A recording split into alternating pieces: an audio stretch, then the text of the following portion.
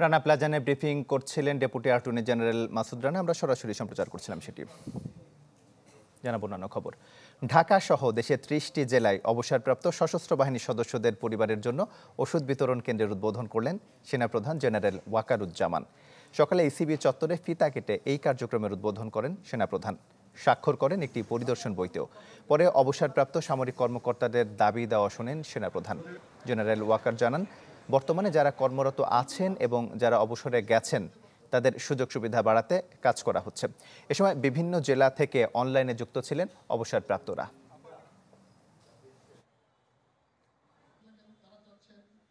Ration মানি already সরকার বৃদ্ধি করেছে। আগে যেখানে 475 টাকা করেছিল সেখানে 1000 টাকা করে করা হয়েছে প্রতি জনের জন্য। তো এভাবে আমরা যারা অবসরপ্রাপ্ত আছেন এবং সার্ভিং সবার জন্যই আমরা বিভিন্ন কল্যাণমূলক কাজ আমরা করে যাচ্ছি এবং কল্যাণমূলক কাজ আরো এগিয়ে যাবে।